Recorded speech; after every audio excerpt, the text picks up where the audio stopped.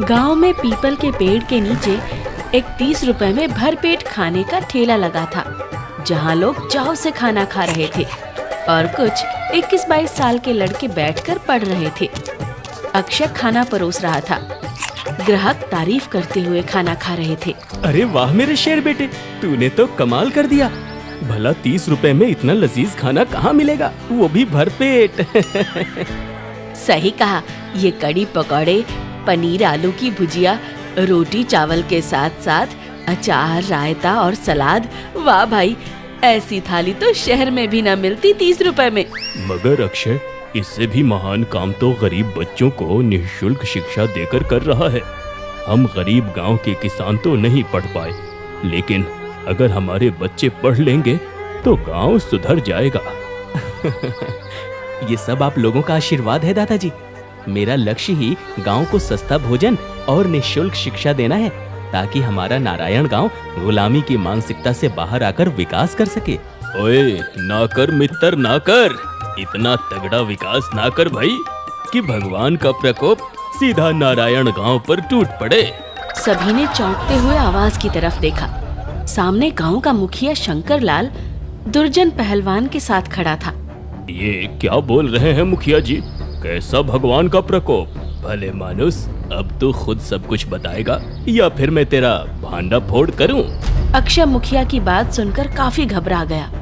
वो मैं ये झूठ है। तभी गांव का दुर्जन पहलवान लटपटकते हुए बोला, अरे ये चूहा क्या बताएगा, मैं बताता हूँ सबको। इसके मिलावटी गंदे खाने का भांडा फोड़ होने के बाद सारे पैसे तो हरजाना भरने में खत्म हो गए। फिर इसने गरीब बच्चों को पढ़ाने की आड़ में अपने गांव के पवित्र मंदिर के दान पात्र से रुपए चुराए और फिर से अपना गोरख धंधा शुरू कर दिया। क्या सबूत है इस बात का? हाँ? हम कैसे मान ले भाई, बताओ। दुर्जन ने अपने स्मार्टफोन में सभी को इस घटना की वीडियो दिखाई, जिसमें साफ साफ नजर आ रहा था कि अक्षय आधी रात के वक्त मंदिर के दान पात्र से पैसे निकाल रहा है। हैं? ये तो सच में चोर है। इसे सबक सिखाना ही होगा। सभी गुस्से भरी नजर से अक्षय को देखने लगे और उस पर टूट पड़े। अक्षय अपनी सफाई में कुछ बोल ही नहीं पाया। अरे मारो इस पापी को, शहर जाकर कुछ ज्यादा ही पढ़ लिया इसने। गांव के मंदिर में चोरी हम बिल्कुल भी बर्दाश्त नहीं करेंगे। इसकी हड्डी पसली एक कर दो। इसकी हिम्मत कैसे हुई हमारे पवित्र मंदिर में चोरी करने की? हमने सर के बारे में ऐसा नहीं सोचा था। ये तो बिल्कुल गलत किया इन्होंने। कुछ ही देर में गांव के मुखिया ने पुलिस को बुला लिया था। पुलिस अक्षय को गिरफ्तार करके ले जा रही थी। आज अक्षय के पिता ददन का सिर शर्म से झुक गया था। आज से कुछ महीने पहले नारायण गांव में रहने वाला ईमानदार किसान ददन अपने घर के बाहर लकड़ियां काट रहा था।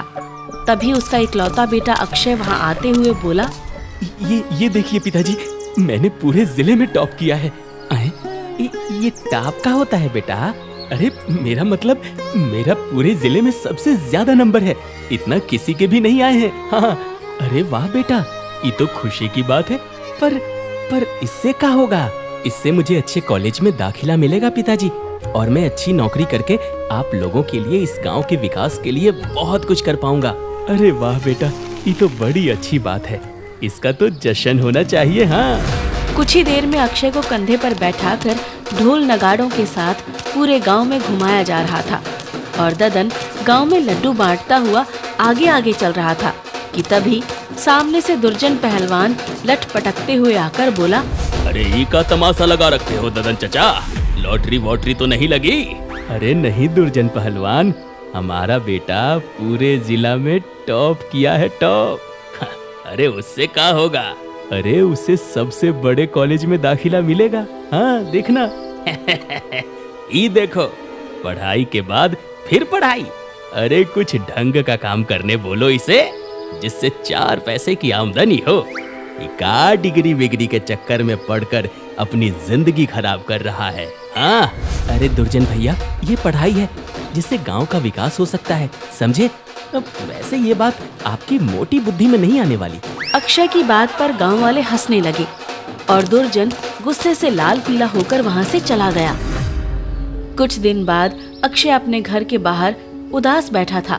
तभी ददन ने आकर उससे पूछा, क्या हुआ बेटा, ऐसे मुंह लटकाए क्यों बैठे हो? कुछ नहीं पिताजी, मैंने शहर के सारे कॉलेजों में पता किया, हर जगह बहुत पैसे मांग रहे हैं। अब 1 लाख सालाना कहाँ से भर पाएंगे हम? अरे तू चिंता मत कर बेटा, मैं तुझे अच्छे कॉलेज में दाखिला दिलवा कर रहूंगा। अगर तू पढ़ना चाहता है तो पढ़, मैं नहीं चाहता तू भी गांव के लड़कों की तरह आवारा घूमे। ददन उसी शाम गांव के मुखिया शंकरलाल के घर पहुंचा, जहां उसे देखकर शंकरलाल बोला, अरे आओ आओ ददन, सुना है तुम्हारे बेटे ने जिला टॉप किया है। भाई वाह, चलो किसी ने तो हमारे गांव का नाम रोशन किया। अरे सब आप लोगन का आशीर्वाद है मुखिया जी, मैं भी आपसे उसी बारे में बात करने के लिए आया था। अरे कहो कहो, बेफिक्र होकर कहो ददन भाई। मुखिया जी, वो अक्षय अच्छे नंबरों से पास तो हो गया है, लेकिन शहर के बड़े कॉलेज में उसका दाखिला करवाने के लिए 1 लाख रुपए की जरूरत थी। अगर आप मदद कर देते तो बड़ी कृपा होती। फिर जैसे ही अक्षय की नौकरी लगेगी ना, मैं आपका पाई पाई सब चुका दूंगा। हाँ। अरे ददन भाई, तुम भी कैसी बातें करते हो? तुम्हारा बेटा मतलब मेरा बेटा, तुम बेफिक्र पैसे ले जाओ। मगर क्या मुखिया जी? अब वो इस साल फसल का हाल तो तुमने भी देखा, बजट थोड़ा टाइट है। अब मैं भी कहीं से इंतजाम करूंगा, इसीलिए ब्याज 2 गुना लगेगा। दुगने ब्याज का नाम सुनकर ददन पहले तो चौंक पड़ा, फिर बोला, अब कोई बात नहीं मुखिया जी, मैं भरूंगा कहीं न कहीं से, पर इस वक्त अब आप मुझे पैसे दे दीजिए। मुखिया ने तिजोरी से निकालकर ददन को पैसे दिए। वो चला गया। पीछे से मुखिया का मुंशी चमनलाल बोला, मुखिया जी, ये आपने क्या किया? अरे इन गांव वालों के बच्चों को पढ़ने में इतनी मदद करोगे तो ये सब आपसे ज्यादा ताकतवर बन जाएंगे। आपके दादा परदादा ने भी इस बात का ध्यान रखा था। हाँ। अरे किसने कहा मैंने ये पैसे इसके बेटे को पढ़ने के लिए दिए हैं? अरे इसका बेटा शहर में चैन से तब पढ़ पाएगा ना, जब मैं उसके बाप को गांव में चैन से जीने दूंगा। यानी दोगुना ब्याज भी लूंगा और बाप को टेंशन देकर बेटे की पढ़ाई भी खराब कर दूंगा, समझा? अरे वाह सेठ जी, यानी एक तीर से 2 शिकार। उधर दूसरे दिन पैसे पाकर अक्षय जाने के लिए तैयार था। तू मेरी आंखों का तारा है बेटा, तुझे ऐसे जाने देने का तो मन नहीं कर रहा, मगर तुझे भेजना ही पड़ेगा। खैर, हुआ जाकर मन लगाकर पढ़ाई करना, और जब कुछ दिनों की छुट्टी मिले ना तो घर जरूर आ जाना बेटा। मेरा आशीर्वाद हमेशा तेरे साथ है। हाँ, आप रोइए मत पिताजी, बस कुछ ही दिनों की तो बात है। मैं अच्छे से पढ़ाई करके अच्छी सी नौकरी कर लूंगा, फिर आपको भी अपने साथ रखूंगा। कुछ देर के मिलन मिलाप के बाद अक्षय चला गया। इधर 2 महीने बाद मुखिया के घर पर ददन ब्याज के पैसे देने आया था। मुखिया ने पैसे गिने और बोला, ये क्या ददन, इसमें पूरे 1000 कम क्यों है? मुखिया जी, वो कुछ पैसे अक्षय को शहर भेजने पड़ गए किताबों के लिए। वैसे मैं दिन रात मेहनत कर रहा हूँ, 1-2 दिन में आपका ये 1000 भी दे दूंगा। इसीलिए मैं तुम निकम्मों को पैसा नहीं देता। अरे जब पहले ही बोला था ना कि दुगने ब्याज समय पर लूंगा, तो समझ नहीं आया था क्या? मैं कुछ नहीं जानता, या तो ये 1000 अभी दो, वरना 2 दिन बाद इसके भी 2 गुने पैसे लूंगा, समझे? ऐसा अनर्थ मत करिए मुखिया जी, मैं इतने पैसे कहाँ से लाऊंगा? मैं कुछ नहीं जानता, बस मुझे चाहिए। अब दफा हो जाओ। ददन फिलहाल दुखी मन से वहाँ से चला गया। उधर अक्षय के कॉलेज में अक्षय प्रिंसिपल के ऑफिस में खड़ा था। प्रिंसिपल अक्षय का रिपोर्ट कार्ड देखते हुए बोले, ये क्या अक्षय, पहले महीने में 100 में से 97 मार्क्स और इस महीने सिर्फ 48? अब ये चक्कर क्या है? अचानक तुम्हारी पढ़ाई इतनी डिस्टर्ब कैसे हो गई? कुछ पर्सनल प्रॉब्लम है सर, मैं कोशिश कर रहा हूँ कि जल्दी अपनी परफॉर्मेंस सुधार लूं। अक्षय को अपने पिता की हालत गांव के लड़कों से फोन के जरिए मिल रही थी, जिससे वो परेशान होकर बिल्कुल भी नहीं पढ़ पा रहा था। धीरे धीरे किसी तरह 6 महीने गुजर गए। आज अक्षय का 2nd सेमेस्टर का रिजल्ट निकला था, जिसमें वो फेल हो चुका था। वो दुखी था, इसलिए उसने कुछ दिनों की छुट्टी ली और अपने गांव चला गया। एक रोज शाम के वक्त जब अक्षय अपने घर पहुंचा तो घर का नजारा देखकर बिल्कुल सन्न रह गया। ददन एकदम बीमार सा मरने की हालत में खाट पर पड़ा था। अक्षय दौड़कर उसके पास जाता है और रोते हुए बोलता है, ये सब क्या है पिताजी? उफ, आपकी इस हालत का जिम्मेदार मैं हूँ, मुझे माफ कर दीजिए पिताजी। ऐसा कुछ नहीं है बेटा, तू इसका जिम्मेदार कैसे हुआ? अरे तेरे रहते भला मुझको क्या हो सकता है? मैं बिल्कुल ठीक हूँ, बस तू मन लगाकर पढ़। मैंने तो वो बस मुखिया के पैसे जल्दी लौटाने के चक्कर में ज्यादा मेहनत कर ली और बीमार पड़ गया। मैं जल्दी ठीक हो जाऊंगा, हाँ घबरा मत। अक्षय का चेहरा कठोर हो गया। उसने अपने आंसू पोंछते हुए कहा, नहीं पिताजी, अब सबसे पहले मैं इस मुखिया के पैसे लौटाकर इसके मुंह पर तमाचा लगाऊंगा, फिर किसी और चीज के बारे में सोचूंगा। पर बेटा तू क्या करेगा? मैं धंधा करूंगा, गांव में लोगों को सस्ता खाना दूंगा और उसके साथ साथ गांव के लड़कों को शिक्षित करूंगा, ताकि मेरे जैसे कई अक्षय इकट्ठे होकर मुखिया और दुर्जन जैसे लोगों को सबक सिखा सकें। ददन ने काफी समझाया, मगर अक्षय ने फैसला कर लिया था कि वो गांव को भूख और अशिक्षा से मुक्ति दिलवा कर रहेगा। अक्षय ने कुछ पैसों का इंतजाम करके गांव में 30 रुपए में भरपेट खाने का धंधा शुरू किया, जिसका विरोध सबसे पहले मुखिया और दुर्जन पहलवान ने किया। अरे ये देखो, गया था शहर पढ़ने, यही पढ़कर आया है ददन का लौंडा। अरे ये बंद कर अपना घटिया सस्ता खाने का धंधा, इसे खाकर लोग बीमार पड़ जाएंगे। मेरा खाना कहीं से भी घटिया नहीं है मुखिया जी, मैंने गांव में सभी को खिलाया, लोगों ने बहुत तारीफ की। अब इन्हें आपके महंगे अनाज से सस्ता मेरा खाना मिलेगा। मुखिया और दुर्जन अक्षय की खिलाफत करते रहे, मगर गांव वालों ने अक्षय का समर्थन किया। नहीं मुखिया जी, आपके दिए हुए अनाज से तो सस्ता पड़ रहा है अक्षय का खाना। हाँ, और आपको कोई अधिकार नहीं है कि ये ठेला बंद करवा दे। हम तो यहीं खाना खाएंगे, देख लूंगा, तुम सबको देख लूंगा। चल रे दुर्जन, जब ये ऐसा घटिया खाना खाकर बीमार पड़ेंगे ना, तब खबर लूंगा मैं। मुखिया और दुर्जन वहाँ से चले गए। इधर देखते ही देखते अक्षय का धंधा चल निकला। अच्छी आमदनी से उसने अपने पिता की सेवा की, जिससे वो स्वस्थ हो गए। अब वो समय से मुखिया का ब्याज और मूलधन भी लौटाने लगा। साथ ही साथ गांव के बच्चों को इकट्ठा करके उन्हें पढ़ाने भी लगा। अक्षय की तरक्की मुखिया को फूटी आंख नहीं सुहा रही थी, इसलिए जलन के कारण उसने काफी कोशिश के बाद गांव में फूड इंस्पेक्टर को बुला लिया था। अच्छे से जांच करिए साहब, ये लड़का 30 रुपए में भरपेट खाने के नाम पर क्या कचरा खिला रहा है। जाओ रे, इसके ठेले के नीचे रखे कच्चे माल को बाहर निकालो।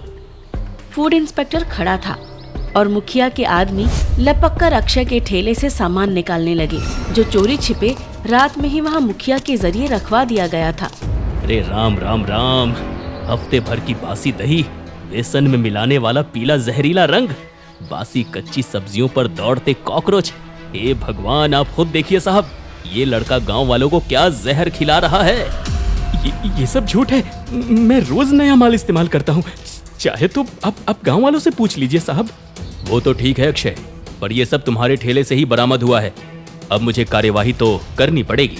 अक्षय ने फूड इंस्पेक्टर को बहुत समझाया, मगर फिर भी बासी और गंदे खाने के नाम पर उसका 25,000 का चालान हो गया। अक्षय मुखिया के जाल में फंसकर एक बार फिर बर्बाद हो चुका था, इसलिए रात के वक्त वो गांव के मंदिर की ओर चला गया और अकेले शांति में बैठकर रोने लगा। अगले कुछ दिन तक अक्षय कहीं भी नहीं दिखाई दिया, जिसका जश्न मुखिया और दुर्जन मना रहे थे। देखा दुर्जन पहलवान, इसे कहते हैं दिमाग। मगर मुखिया जी, अगर ये बाप बेटे दोनों गायब हो गए तो आपके पैसे कौन देगा फिर? अरे उसकी फिक्र नहीं है, मैंने उनकी जमीन के कागज पहले ही थाने में जमा करवा दिए हैं। जैसे ही ये दोनों फरार या दिवालिया घोषित होंगे, जमीन अपने आप मेरे नाम हो जाएगी। हाँ। तभी वहाँ मुंशी चमन लाल भागता हुआ आया और बोला, अरे गजब हो गया मुखिया जी, अक्षय ने फिर से अपना ठेला जमा लिया और इस बार तो और अच्छा खाना और सुविधा दे रहा है, साथ ही साथ शहर से लाइसेंस भी बनवा लाया है। हाँ। दोनों भागते हुए गए और जाकर देखा कि बात बिल्कुल सही थी। मुखिया ने हाथ मलते हुए कहा, बात तो मुंशी की सही है, मगर इस बार इस चूजे के पास पैसे कहाँ से आए? हाँ। अरे आप टेंशन ना लो मुखिया जी, मैं इसका पता लगा कर ही रहूंगा। इस बार अक्षय के ठेले पर जोरदार तड़के वाली कढ़ी और बेहतरीन पनीर की सब्जी थी, वो भी भरपेट, मात्र 30 रुपए में। साथ ही साथ उसने गांव के बच्चों को पढ़ने के लिए मोबाइल फोन और किताबें भी दी थी। सभी खुश थे। वाह मेरे बेटे, आज मुझे सच में तुम पर गर्व है। तूने गांव में सस्ता भोजन और निःशुल्क शिक्षा का सपना पूरा कर दिखाया। उधर एक शाम मुखिया के घर पर दुर्जन पहलवान भागा भागा पहुंचा। मुखिया जी, कहाँ छिपकर बैठे हो? क्या हो गया दुर्जन, इतना क्यों उछल कूद रहा है? तेरी सगाई सेट हो गई क्या? अरे नहीं मुखिया जी, मेरे उछलने की वजह दूसरी है। ये देखो, मैं एक वीडियो लाया हूँ जो मंदिर वाले खंभे के सीसीटीवी का है। देखो देखो, अरे देखो तो सही, इसमें क्या नजारा है। मुखिया ने देखा तो उसकी भी आंखें चमक उठी। उसने शैतानी हंसी हंसकर कहा, अरे बस इसमें थोड़ा फेर बदल करना पड़ेगा और काम बन जाएगा। उस वीडियो को देखने के बाद लोगों ने अक्षय को पीटा और पुलिस के हवाले कर दिया। ददन का सिर शर्म से झुक चुका था। पुलिस अक्षय को जेल लेकर चली गई। अगले दिन थाने में गांव के लोग इकट्ठा थे। सामाजिक मुद्दा था, इसलिए इंस्पेक्टर सबके सामने अक्षय का बयान ले रहा था। तो तुम मानते हो कि तुमने मंदिर के दान पात्र से पैसे चुराए? मैंने आपको पहले भी बताया था इंस्पेक्टर साहब, मैंने दान पात्र से पैसे लिए मगर चुराए नहीं है। अच्छा, तो क्या दान पात्र तेरे बाप की जागीर है जिसमें से तू जब चाहे पैसे निकाल ले? अक्षय कुछ बोल पाता तब तक वहाँ एक आवाज गूंजी। सही कहा मुखिया जी, ये उसके बाप की ही जागीर है। सभी ने देखा मंदिर में रहने वाले पूज्य संत प्रेम पूज्य महाराज थाने में पधारे थे। उन्हें देखकर सभी उनके पैर छूने लगे। फिर महाराज जी ने कहा, मुखिया जी, वो परम पिता परमात्मा हम सबका बाप ही तो है। अगर अच्छी सोच से हम उसके दान पात्र से पैसे लें तो ये चोरी नहीं कही जाएगी। वैसे भी उस रात अक्षय को पैसे निकालने की अनुमति मैंने ही दी थी। अगर मंदिर के पैसे से गरीब नागरिकों को भोजन, निःशुल्क शिक्षा और इलाज मिले तो मंदिरों के धन का इससे उत्तम सदुपयोग भला क्या हो सकता है। ईश्वर सदैव ऐसी व्यवस्था से खुश होते हैं। मंदिर में दान पात्र ही इसीलिए होते हैं, नहीं तो भला हमारा क्या सामर्थ्य कि हम भक्ति के अलावा ईश्वर को कुछ दे सकें। वो तो ठीक है महाराज जी, लेकिन वो पैसा सामाजिक था, उस पर आपका या किसी और का कोई अधिकार नहीं है। हाँ, ये बात तो मैंने इस बालक को बताई थी कि इसे ऋण समझकर ले सकते हो, फिर वापस भी करना होगा। अब तक ये 3 हिस्से दे चुका है, बस एक बाकी है, वो भी दे देगा। अब गांव वाले इस बालक के लिए इतना तो कर ही सकते हैं, जहां ये सभी के लिए बहुत कुछ कर रहा है। महाराज की बात सुनकर गांव वाले अपने किए पर शर्मिंदा थे।